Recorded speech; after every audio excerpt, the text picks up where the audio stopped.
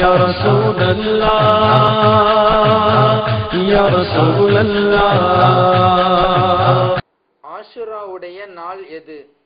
அதற்கு இப்பெயர் வந்ததற்கு காரணம் என்ன? ஒரு வருடத்தினுடைய இஸ்லாமிய மாதங்களில் முதல் மாதம் முஹர்ரம் மாதம். அந்த மாதத்துல 10வது நாளுக்கு ஆஷூரா அப்படின்னு பேரு. இந்த வார்த்தை எதிலிருந்து வந்து கேட்டா அஷரா அப்படிங்கிற வார்த்தையிலிருந்து தான் ஆஷூரா அப்படிங்கிற சொல் பிறந்தது. அரபு மொழியில அஷரா அப்படின்னா 10. முஹர்ரம் மாதம் 10வது நாள் அப்படிங்கறதுனால இந்த அஷரா 10 அப்படிங்கிற பொருள் உள்ள வார்த்தையில இருந்து ஆஷூரா அப்படிங்கிற வார்த்தை வந்துச்சு. அதற்கு முந்தைய நாள் 9வது நாளுக்கு தாசுஆ அப்படிம்பாங்க. அதுக்கு காரணம் அரபி மொழியில திஸ்ஆ அப்படின்னா 9. இது 9வது நாள் அப்படின்னு சொல்றதுக்காக திஸ்ஆ 9ங்கிற பொருள் உள்ள வார்த்தையிலிருந்து தாசுஆ அப்படிங்கிற வார்த்தை வந்தது. இந்த ஆஷூரா அப்படிங்கிற 10வது நாள் பல்வேறு சிறப்புகளையும் பெருமைகளையும் கொண்ட நாள் அப்படிங்கிறது நாம் அறிந்த ஒன்றாகும். ஆஷூராவுடைய நாளில் நோன்பு வைக்க வேண்டுமா? முஹர்ரம் மாதம் 10ஆம் நாளில, அதாவது ஆஷூராவுடைய தினத்துல நோன்பு வைப்பது நம்முடைய மார்க்கத்துல சுன்னத்தாக்கப்பட்டிருக்கிறது. காரணம், நபிகள் நாயகம் ஸல்லல்லாஹு அலைஹி வஸல்லம் அவர்கள் அதை நோன்பு நோற்றால் மிகப்பெரிய நன்மை இருக்கிறது என்பதை சொல்லி தந்திருக்கிறார்கள். இன்னும் சொல்ல போனா இந்த ஆஷுராவுடைய நோன்பு ஒரு காலகட்டத்துல, இஸ்லாத்துடைய ஆரம்ப காலகட்டத்துல கடமையாகவே இருந்தது. நபிகள் நாயகம் ஸல்லல்லாஹு அலைஹி வஸல்லம் அவர்கள் அந்த கடமையை பின்னால நீக்கிட்டாங்க. நீங்க விரும்பினா நோன்பு வைக்கலாம், உங்களுக்கு நன்மை கிடைக்கும், விரும்பினா விட்டும் கொள்ளலாம் அப்படிங்கிற அளவுக்கு ஆக்கிட்டாங்க இந்த ரமலானுடைய நோன்பு கடமையாக்கப்பட்டதுக்கு பின்னால. ஆனா அதுக்கு முன்னால, ரமலானுடைய நோன்பு கடமையாக்குவதற்கு முன்னால ஆஷுராவுடைய நோன்பு ஃபர்லாக கடமையாக இருந்தது அப்படிங்கிறத நாம் நினைவிலே கொள்ள வேண்டும். அப்ப கடமையாக இருந்ததென்றால் இந்த ஆஷுராவுடைய நோன்பு எந்த அளவுக்கு முக்கியத்துவம் வாய்ந்தது அப்படிங்கிறதையும் நாம் புரிந்து கொள்ள வேண்டும். இந்த நோன்பு வைக்கணும் அப்படிங்கறத நபிகள் நாயகம் ஸல்லல்லாஹு அலைஹி வஸல்லம் அவர்கள் எப்பொழுது சொன்னாங்க அப்படின்னா, நபிகள் நாயகம் ஸல்லல்லாஹு அலைஹி வஸல்லம் அவர்கள் மதீனா நகரம் வர்றாங்க. ஹிஜ்ரத் பயணத்தை மேற்கொண்டு மதீனா நகரத்துக்கு வர்றாங்க. அங்க இருக்கக்கூடிய யஹூதிகளை பாக்குறாங்க. அவங்க முஹர்ரம் மாதம் 10ஆம் நாளில நோன்பு வைக்கிறாங்க. இத பார்த்த நபிகள் நாயகம் ஸல்லல்லாஹு அலைஹி வஸல்லம் அவர்கள் அந்த யஹூதிகள்கிட்ட கேட்டாங்க, இந்த அன்னைக்கு நீங்க நோன்பு வைக்கிறீங்களே, என்ன காரணம், அதோட பின்னணி என்ன அப்படின்னு கேட்டாங்க. அதற்கு அந்த யஹூதிகள் சொன்னாங்க, எங்களுடைய திருத்தூதர் மூசா அலைஹிஸ்ஸலாம் அவர்களையும் அவர்களை சார்ந்தவர்களையும் இறைவன் இந்த அன்னைக்கு தான் பாதுகாத்தான். அதே போல அந்த மூசா அலைஹிஸ்ஸலாம் அவர்களுடைய எதிரியாக இருந்தால் ஃபிரௌன், அவனையும் அவனை சார்ந்தவர்களையும் இந்த அன்னைக்கு தான் இறைவன் அழித்தொழித்தான். மூசா அலைஹிஸ்ஸலாம் இந்த நிகழ்வை மையமாக வைத்து தன்னை பாதுகாத்ததாலும் தன்னுடைய எதிரியை இறைவன் வீழ்த்து விட்டதாலும் அதற்கு நன்றி செலுத்துகின்ற வகையில மூசா அலைஹிஸ்ஸலாம் அவர்கள் நோன்பு வைத்தார்கள். அவர்களை பின்பற்றி நாங்களும் இந்த நாளிலே நோன்பு வைக்கிறோம் அப்படின்னு சொல்லி இவங்க யஹூதிகள் அறிவித்த நேரத்துல நபிகள் நாயகம் ஸல்லல்லாஹு அலைஹி வஸல்லம் அவர்கள் சொன்னார்கள், நஹனு அஹக்கு வ அவுலா பி மூசா அலைஹிஸ்ஸலாம் மின்கும். அப்படியானால் உங்களை விடவும் மூசா அலைஹிஸ்ஸலாம் அவர்கள் விஷயத்துல மிக தகுதியும் அருகதையும் உள்ளவர்கள் நாங்கள் தான் அப்படின்னு சொல்லி அந்த முஹர்ரம் மாதம் 10ஆம் நாள்ல நோன்பு வச்சாங்க. அது மட்டுமல்ல, அருமை தோழர்களையும் நோன்பு வைக்குமாறு அவர்கள் கூறினார்கள். அந்த ஹதீஸ புகாரியிலே பதிவு செய்யப்பட்டிருக்கிறதை நாம் பார்க்கிறோம். நபிகள் நாயகம் ஸல்லல்லாஹு அலைஹி வஸல்லம் அவர்கள் இதன் அடிப்படையிலே தான் நோன்பு வைத்தார்கள், நோன்பு நோக்கவும் சொன்னார்கள். அதே போல நபிகள் நாயகம் ஸல்லல்லாஹு அலைஹி வஸல்லம் அவர்கள் இந்த ஆரம்ப கட்டத்துல இந்த நோன்பு வைக்க வேண்டும் அப்படிங்கறதுல ஆர்வம் ஊற்றினார்கள், மக்களை தூண்டிக்கொண்டே இருந்தார்கள். எந்த அளவுக்கு ஒப்பந்தம் எல்லாம் செஞ்சு கொள்வாங்களாம், ஏங்க நீங்க நாளைக்கு நோன்பு வைக்கணும் இந்த ஆஷாவுடைய நோன்ப அப்படின்னு ஒப்பந்தமெல்லாம் செய்து கொண்ட அளவிற்கு இதற்கு முக்கியத்துவம் வழங்கினார்கள். இந்த ஹதீஸ் முஸ்லிமிலே பதிவு செய்யப்பட்டிருக்கிறது. மேலும் இந்த ஆஷுராவுடைய நோன்பு நோற்றால் அது ஒரு வருடத்துடைய பாவங்களுக்கு பரிகாரமாக அமைந்து விடுகின்றன என்பதையும் நபிகள் நாயகம் ஸல்லல்லாஹு அலைஹி வஸல்லம் அவர்கள் சொல்லி தந்திருக்கிறார்கள். இந்த ஹதீஸும் முஸ்லிமிலே பதிவு செய்யப்பட்டிருக்கிறது. முஹர்ரம் மாதம் 10ஆம் நாளில நோன்பு வைப்பது மிக மிக ஏற்றமான நற்காரியம் அப்படிங்கறத நாம் புரிந்து கொள்ள வேண்டும். மேலும் அந்த அன்னைக்கு இன்னொரு நல்வணக்கமும் செய்யணும். அது என்ன, நம்முடைய குடும்பத்தினருக்கு முடிந்த அளவுக்கு உதவிகள் செய்ய வேண்டும். நபிகள் நாயகம் ஸல்லல்லாஹு அலைஹி வஸல்லம் அவர்கள் அதை சொல்லி தருகிறார்கள். எந்த அளவிற்கு அந்த அன்னைக்கு நீங்க குடும்பத்தினருக்கு உதவி செய்தீர்களோ அதே போல இறைவன் உங்களுக்கு உதவி செய்வான். ஒரு வருடத்தினுடைய பொறுப்பை இறைவன் உங்களுக்காக உங்கள் குடும்பத்தினருக்காக இறைவன் ஏற்றுக்கொண்டு விடுவான் என்று நபிகள் நாயகம் ஸல்லல்லாஹு அலைஹி வஸல்லம் சொன்னாங்க. இந்த ஹதீஸ் தபுரானிலே பதிவு செய்யப்பட்டிருக்கிறது. அதனால அந்த முஹர்ரம் மாதம் 10ஆம் நாளிலே நாம் நோன்பு வைக்க வேண்டும்.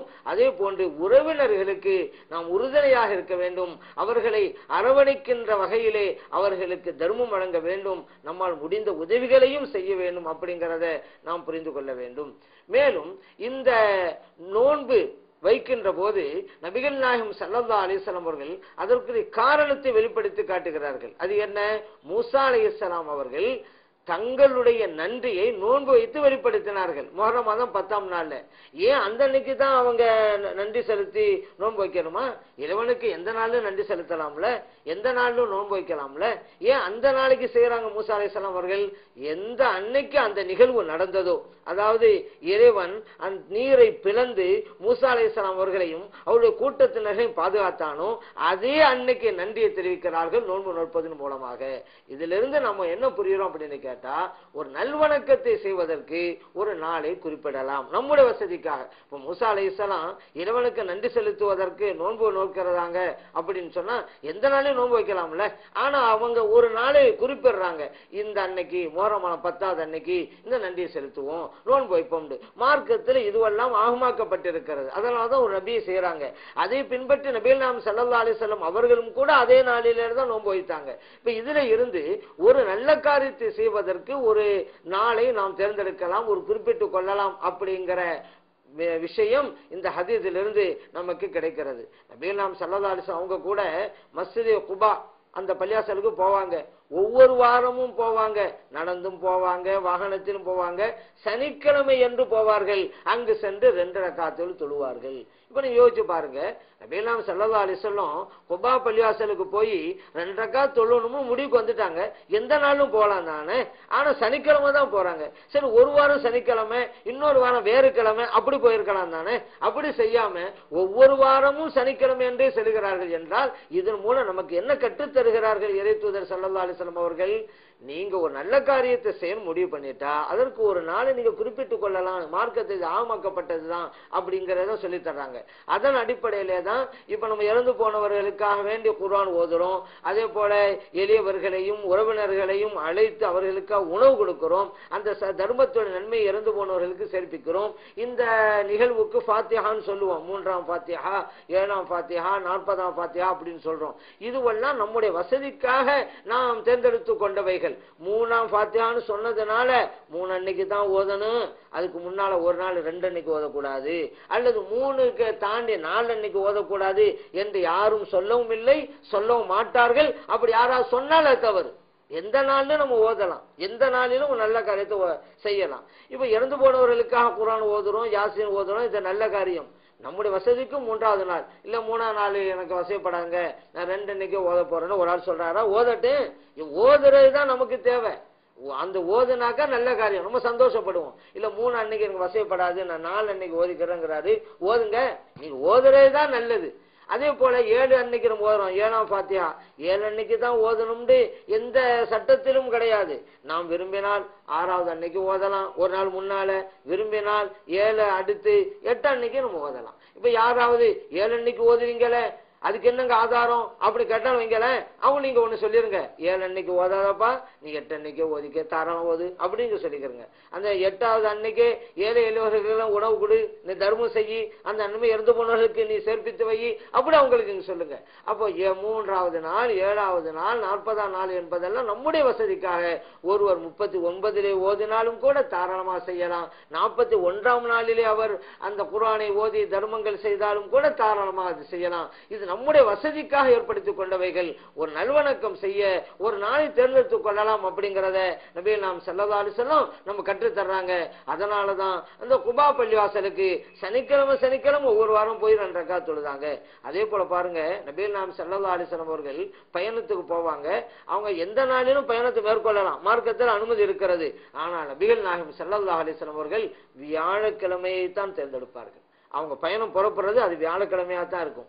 இப்படி நபிகள் நாயகம் ஸல்லல்லாஹு அலைஹி வஸல்லம் அவர்கள் ஒரு செயலை செய்வதற்கு ஒரு நாளை தேர்ந்தெடுத்திருக்கிறார்கள்.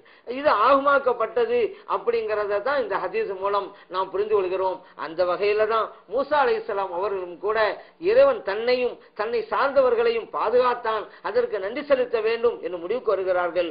நோன்பு நோக்க வேண்டும் என்கின்ற எண்ணத்தை பெறுகிறார்கள். அதை ஒரு குறிப்பிட்ட நாளிலே செய்கிறார்கள். அதை பின்பற்றி தான் நபிகள் நாயகம் ஸல்லல்லாஹு அலைஹி வஸல்லம் நமக்கும் சொன்னாங்க, நீங்களும் ஆஷரா அன்னைக்கு நோன்பு வைங்க, அது ஒரு வருடத்தினுடைய பாவங்களுக்கு பரிகாரமாக அமைந்துவிடும் அப்படின்னு சொன்னாங்க. அதனால 10வது அன்னைக்கு முஹர்ரம் மாதம் 10ஆம் நாளிலே ஆஷராவுடைய தினத்திலே நாம் நோன்பு வைப்போம். முஹர்ரம் மாதம் 9ஆம் நாளிலும் நோன்பு நோக்க வேண்டும் என்று கூறப்படுவது சரியா? முஹர்ரம் மாதம் 9வது நாளிலும் நோன்பு வைப்பது சுன்னத்தாக்கப்பட்ட காரியம் அப்படிங்கறத நாம் நினைவிலே கொள்ள வேண்டும். காரணம் என்ன அப்படின்னா, நபிகள் நாயகம் ஸல்லல்லாஹு அலைஹி வஸல்லம் அவங்ககிட்ட சஹாபா பெருமக்கள் வந்து முறையிடுறாங்க, யார சொல்லலாம், இந்த முஹர்ரம் மாதம் 10வது நாள் அதான் ஆஷுராவுடைய தினத்தை நாம கண்ணியப்படுத்துறோம், அதே போல யஹூதிகளும் கண்ணியப்படுத்துறாங்க. நாம நோன்பு வைக்கிறோம், அவங்களும் அந்த நாள்ல நோன்பு வைக்கிறாங்க. அப்ப யஹூதிகளுடைய செயல்பாடும் நம்முடைய செயல்பாடும் ஒன்னாவுல இருக்குது அப்படின்னு அருமை தோழர்கள் முறையிட்டாங்க. இதுக்கு நபிகள் நாயகம் ஸல்லல்லாஹு அலைஹி வஸல்லம் சொன்னாங்க, லயின் பகீது இலா காபிலின், அருமை தோழர்களே, வருகின்ற வருடம் உங்கள் கூட நான் இருந்தா அசூமன்ன தாசிஅ, 9வது நாளிலும் நான் நோன்பு வைப்பேன் அப்படின்னாங்க. இந்த ஹதீஸ் முஸ்லிம்ல பதிவு செய்யப்பட்டிருக்கிறது.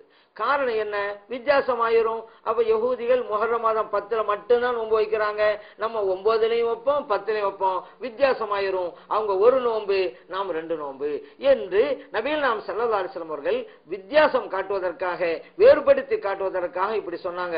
ஆனா அவங்க சொல்லும் பொழுதே ஒரு வார்த்தையை சொல்லிட்டாங்க, என்ன, உங்க கூட நான் இருந்தா 9ஆம் அன்னைக்கு நான் நோன்பு வைப்பேன் அப்படின்னாங்க. அதுல இருந்து என்ன வழங்குது, உங்க கூட வர வருஷம் நான் இருக்க மாட்டேன்னு வழங்குது. ஆனா அவங்க சொன்ன மாதிரி அடுத்த வருடம் இந்த உலகத்தில் நபிகள் நாயகம் ஸல்லல்லாஹு அலைஹி வஸல்லம் அவர்கள் இல்லை, சஹாபா பெருமக்களுடைய பார்வையிட்டும் அவர்கள் மறைந்து விட்டார்கள். அவங்க அதனாலதான் சொன்னாங்க, கூட இருந்தா நோன்பு வைப்பான்ட்டாங்க. நபிகள் நாயகம் ஸல்லல்லாஹு அலைஹி வஸல்லம் அவர்கள் 9வது நாள்ல நோன்பு வைக்காவிட்டாலும் கூட நான் நோன்பு வைப்பேன் என்று சொல்லிவிட்டதால் 9வது அன்னைக்கு நோன்பு வைப்பதும் சுன்னத்தாக்கப்பட்டிருக்கிறது. சரி, இந்த 9ஆம் அன்னைக்கு நோன்பு வைக்கிற நோக்கம் என்ன, யஹூதிகளுடைய செயல்பாட்டிலிருந்து வேறுபடுத்தி காட்ட வேண்டும் என்பதுதான் நோக்கம். ஒரு ஆளுக்கு 9ஆம் அன்னைக்கு நோன்பு வைக்க முடியலன்னு வச்சுக்கிறோங்க, அவர் என்ன செய்யலாம், 10 அன்னைக்கு நோன்பு வச்சு 11 அன்னைக்கு நோன்பு வச்சிடலாம். ஏன், அப்ப வித்தியாசம் வந்துருது இல்ல. யஹூதிகள் 10 அன்னைக்கு மட்டும் தான் வைப்பாங்க, முஸ்லிம்கள் 10வது அன்னைக்கு நோன்பு வைக்கிறாங்க, 11 அன்னைக்கு நோன்பு வைக்கிறாங்க. இப்ப வித்தியாசம் கிடைத்து விடுகிறது. 9, 10 அப்படி நோன்பு வைக்க வேண்டும், அல்லது 10, 11 அப்படி நோன்பு வைக்க வேண்டும். நமக்கு பிரதான நாள் 10ஆம் நாள் தான் அப்படிங்கறத நாம் நினைவில் வைக்க வேண்டும். ஆக வேறுபடுத்தி காட்டுவது எப்படி வேண்டுமானாலும் இருக்கலாம் அப்படிங்கறத நபிகள் நாயகம் ஸல்லல்லாஹு அலைஹி வஸல்லம் அவர்கள் இன்னொரு ஹதீஸ்ல சொல்லி காட்டுறாங்க, நீங்க ஹாலிஃபுல் யஹூத, இந்த யஹூதிகளுக்கு மாற்றமாக காரியத்தை செய்யுங்கள், இந்த நோன்பு வைங்க. அதனால ஆஷராவுடைய தினத்தன்று நீங்க நோன்பு வைக்கும் பொழுது அதற்கு முன்னால் ஒரு நோன்பை நீங்க வைத்துக் கொள்ளுங்கள். அப்படி முன்னே இல்லைன்னு சொன்னா பாதஹு, அதற்கு பின்னால் உள்ள ஒரு நாள்ல நீங்க நோன்பு வைத்துக் கொள்ளுங்க என்று நபிகள் நாயகம் ஸல்லல்லாஹு அலைஹி வஸல்லம் அவங்களே சொல்லி காட்டிட்டாங்க. இந்த ஹதீஸ் அஹ்மதிலே பதிவு செய்யப்பட்டிருக்கிறது. ஆகவே வேறுபடுத்தி காட்ட வேண்டும். இந்த சட்டத்தின் அடிப்படையில, இந்த ஹதீஸ்களின் ஆய்வின் அடிப்படையில சட்டத்தை இமாம்கள் வகுத்து தருகிறார்கள். 9வது நாள் 10வது நாள் அப்படியும் நோன்பு வைக்கலாம். 9வது அன்னைக்கு நோன்பு வைக்க இயலாதவர்கள் 10ஆம் நாளில் நோன்பு வைத்து 11வது அன்னைக்கு நோன்பு வைக்கலாம். நபிகள் நாயகம் ஸல்லல்லாஹு அலைஹி வஸல்லம் அவர்களுடைய பொன்மொழிகள் இதை அறிவித்துக் கொண்டே இருக்கின்றன. இந்த ஹதீஸ்ல இன்னொரு விஷயத்தை நாம் புரிய வேண்டியது, நபிகள் நாயகம் ஸல்லல்லாஹு அலைஹி வஸல்லம் அவர்களுக்கு இறைவன் மறைமுக ஞானத்தை வழங்கி இருக்கிறான் அப்படிங்கிறது. அதனால தானங்க கரெக்டா சொல்றாங்க, வருகின்ற வருடம் உங்க கூட நான் இருந்தா நோன்பு வைப்பேன். எவ்வளவு அற்புதமான வார்த்தை பாத்தீங்களா. அப்படி சொல்லும் பொழுதே உங்க கூட நான் இருக்க மாட்டேங்கிற கருத்து அதுல உள்ளடங்கி இருக்குது. அந்த மாதிரி அவங்க அடுத்த வருடம் இந்த உலகத்தில் இல்லை. நபிகள் நாயகம் ஸல்லல்லாஹு அலைஹி வஸல்லம் அவர்களுக்கு இப்படிப்பட்ட மறைமுக ஞானத்தை இறைவன் வழங்கி இருக்கிறான். அல்லாஹ் தஆலா குர்ஆன்ல சொல்றானே, வமா தத்ரி நஃப்சுன் மாதா தக்ஸிபு கதா, நாளைக்கு என்ன நடக்கும் எந்த ஒரு ஆத்மாவுக்கும் தெரியாது. ஒமா தத்ரி நஃப்சுன் பிஅய்யி அர்லின் தமூத், எங்கே மரணிப்போம் என்பதை எந்த ஆத்மாவும் தெரிய முடியாது என்றெல்லாம் இறைவன் குர்ஆன்ல சொல்லி காட்டுறானே. அப்படின்னா இதுவெல்லாம் சாமானியர்களா நமக்கு சொல்லி காட்டியது. ஆனால் முஹம்மது நபி ஸல்லல்லாஹு அலைஹி வஸல்லம் அவர்கள் இறை தூதர் அல்லவா, அதனால இறைவன் அவர்களுக்கு இப்படிப்பட்ட மறைவான விஷயங்கள் எல்லாம் சொல்லி கொடுத்துறான். அதெல்லாம் எந்த இடத்துல யாரு மோத்தா போவாங்க, யாரு இறந்து போவாங்க தெரியாதுங்கிறதெல்லாம் நம்மை போன்ற மனிதர்களுக்காக இறைவன் சொல்லி காட்டியதுதான். ஆனால் தனது இறை தூதர்களுக்கு இறைவன் அறிவித்து கொடுத்து விடுகிறான். அதனால தானே நபிகள் நாயகம் ஸல்லல்லாஹு அலைஹி வஸல்லம் சொல்றாங்க, வர்ற வருஷம் உங்க கூட இருந்தா நோன்பு வச்சுக்கிறேன், அப்ப என்ன இருக்க மாட்டேங்கிறது தான். இப்படி பல்வேறு ஹதீஸ்கள்ல நபிகள் நாயகம் ஸல்லல்லாஹு அலைஹி வஸல்லம் அவர்கள் தங்களுடைய மரணத்தின் செய்தியை, இந்த உலகத்தினுடைய மறைவின் செய்தியை பல்வேறு கட்டங்களில் சொல்லி காட்டியிருக்கிறார்கள். அதுல ஒரு தடவை நபிகள் நாயகம் ஸல்லல்லாஹு அலைஹி வஸல்லம் சொன்னாங்க, அருமை தோழர்களே, இறைவன் ஒரு அடியாருக்கு உரிமை கொடுத்திருக்கிறான். அங்க விரும்பினா இந்த உலகத்திலே இருக்கலாம், விரும்பினா இறைவனிடம் போய் சேர்ந்து கொள்ளலாம். அந்த அடியாரோ இறைவனிடம் போய் சேர்வதைத்தான் தேர்ந்தெடுத்துக் கொண்டார். இப்படி சொல்லி முடிச்ச உடனே அபூபக்கர் சித்திக் ரலியல்லாஹு அன்ஹு அழுகுறாங்க. மற்ற சஹாபா பெருமக்கள்லாம் அவங்களும் பேசிக்கிட்டாங்க. ஏன் நபிகள் நாயகம் ஸல்லல்லாஹு அலைஹி வஸல்லம் இப்படி சொன்ன உடனே அபூபக்கர் சித்திக் ரலியல்லாஹு அன்ஹு அழுகுறாங்க? என்ன காரணம்? பின்புதான் அந்த தோழர்களுக்கும் புரிகிறது, நபிகள் நாயகம் ஸல்லல்லாஹு அலைஹி வஸல்லம் அவர்கள் தங்களுடைய பேச்சிலே ஒரு அடியார் என்று சொன்னது தன்னை பற்றித்தான்.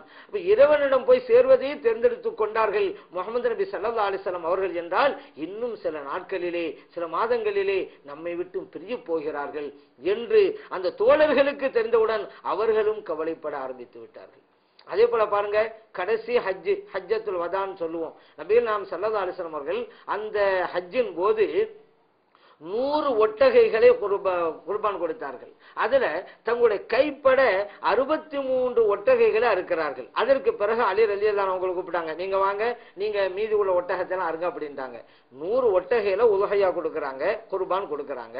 இதுல 63 ஒட்டகைகள் மட்டும் தங்களுடைய கைப்பட அறுக்கிறாங்கன்னு சொன்னா அதுல ஒரு செய்தியை நமக்கு சொல்லி காட்டுறாங்க. இந்த உலகத்தினுடைய வாழ்வு எனக்கு 63 வருடங்கள் அப்படிங்கறத அவங்க சொல்லி காட்டுறாங்க. அவங்க சொன்ன மாதிரி தானுங்க ஆயிப்போச்சு. அதே போல பாருங்க, நபிகள் நாயகம் ஸல்லல்லாஹு அலைஹி வஸல்லம் அவர்கள் அந்த ஹஜ்ஜின் போதே சொல்றாங்க, ஹுது அன்னி மனாசிக்கக்கும், அருமை தோழர்களே, நான் ஹஜ்ஜுடைய வணக்கத்தை எப்படி செய்யறேன் அப்படி நன்றாக பார்த்து நீங்கள் தெரிந்து கொள்ளுங்கள்.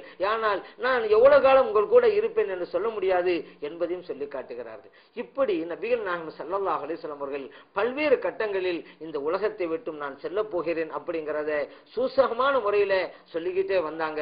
ஃபாத்திமா ரலியல்லாஹு அன்ஹா தங்களுடைய மகளார், அவங்ககிட்ட கூட நபிகள் நாயகம் ஸல்லல்லாஹு அலைஹி வஸல்லம் சொன்னாங்கல்ல ஒரு தடவை, அருமை மகளாரே, ஒவ்வொரு வருஷமும் ஜிப்ரீல் அலைஹிஸ்ஸலாம் அவர்கள் குர்ஆனை ஒரு தடவை எனக்கு எடுத்து காண்பிப்பாங்க. இந்த வருடம் 2 தடவைகள் காண்பித்து விட்டார்கள். அதனால நான் கூடிய